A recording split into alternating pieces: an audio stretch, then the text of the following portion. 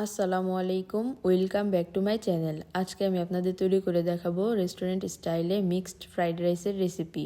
Restaurant স্টাইলে mixed ঝরঝরে fried রাইসের রেসিপিটি কিভাবে আপনারা ঘরে তৈরি করে নিতে পারবেন সেটির রেসিপি আমি আজকে আপনাদের সাথে শেয়ার করব।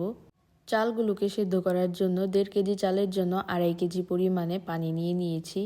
তেজপাতা, দারচিনি, এলাচ, অল্প পরিমাণে সয়াবিন তেল এবং পরিমাণ মতো লবণ দিয়ে ফুটে ওঠার জন্য অপেক্ষা করতে হবে। পানিগুলো ফুটে উঠলে ধুয়ে রাখা চাল দিয়ে দিতে হবে। চালগুলোকে পুরোপুরি সিদ্ধ করা যাবে না, 80% সিদ্ধ করে নিতে হবে। চালগুলো 80% সিদ্ধ হওয়ার পর পানি ঝরিয়ে একদম ঠান্ডা করে নিতে হবে। ফ্রাইড রাইস তৈরি করার জন্য 3টি ডিম, মুরগির মাংস, চিংড়ি মাছ, বরবটি, কাঁচামরিচ, ক্যাপসিকাম, পাতাকপি, গাজর, রসুন ও পেঁয়াজ কুচি করে কেটে নিয়েছি। এবার একটি পাত্রে পরিমাণ মতো সয়াবিন তেল দিয়ে দিচ্ছি। আপনারা চাইলে সয়াবিন তেলের পরিবর্তে এখানে বাটারও ব্যবহার করতে পারেন।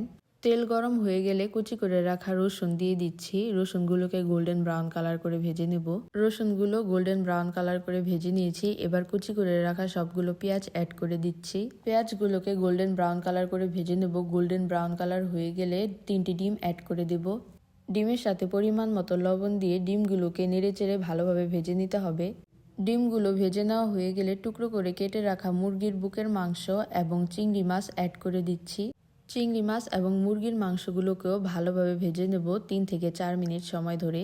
ভাজা কমপ্লিট। কাঁচামরিচের ফালি, বরবটি কুচি, গাজর কুচি, বাঁধাকপি কুচি, 6 চা চামচ পরিমাণে সয়া সস, 2 চা চামচ পরিমাণে ফিশ সস দিয়ে সবগুলো উপকরণকে ভালোভাবে মিশিয়ে নিচ্ছি। ফিশ সস ব্যবহার করলে রেস্টুরেন্টের মতোই ফ্লেভার পাওয়া যায়। ফিশ সস আপনারা ব্যবহার করতে না চাইলে স্কিপ করতে পারেন। 1 চা চামচ পরিমাণে চিনি, 1/2 চা চামচ পরিমাণে আদা রসুনের পেস্ট, 1/2 চা চামচ পরিমাণে দারুচিনি গুঁড়া, 1/2 চা চামচ পরিমাণে কালো গোলমরিচের গুঁড়া, 1/2 কাপ পরিমাণে টমেটোর সস দিয়ে সবগুলো উপকরণকে ভালোভাবে মিশিয়ে একটি ঢাকনার সাহায্যে 3 মিনিট ঢেকে সেদ্ধ করে নিব সবজিগুলো। চুলার আঁচ প্রথম থেকে শেষ পর্যন্ত হাই ফ্লেমে রাখতে হবে। চাইনিজ জাতীয় যে কোনো খাবার চুলার আঁচ হাই ফ্লেমে রেখে রান্না করতে হয়। বাঁধাকপিতে প্রচুর পরিমাণে পানি থাকে, এজন্য এখানে পানি ব্যবহার করার কোনো প্রয়োজন নেই। চালগুলোকে পুরোপুরি ঠান্ডা করে নিয়েছি। চালগুলো দেখতেই পাচ্ছেন কত বেশি ঝরঝরে হয়েছে। এই তো সবজির সব পানি শুকিয়ে গেছে, সবজিগুলো রান্না করা হয়ে গেছে। এবার এখানে চালগুলো অ্যাড করে দেব।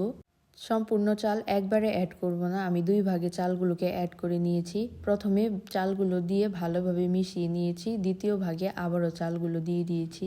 দ্বিতীয় ভাগে চাল অ্যাড করার পরে ক্যাপসিকাম দিয়ে দিয়েছি। আমি এখানে শুধু সবুজ ক্যাপসিকাম ব্যবহার করেছি, আপনারা চাইলে আপনাদের পছন্দ মতো যে কোনো সবজি বা ক্যাপসিকাম অ্যাড করে নিতে পারেন। দ্বিতীয় ধাপে চালগুলো দেওয়ার পর সবগুলো উপকরণকে আবারও ভালোভাবে মিশিয়ে নিচ্ছি। মিশিয়ে 4 থেকে 5 মিনিটের মতো নেড়ে চেড়ে নিলেই তৈরি ফ্রাইড রাইস। দেখতেই পারছেন ফ্রাইড রাইসগুলো কত বেশি ঝরঝরে হয়েছে।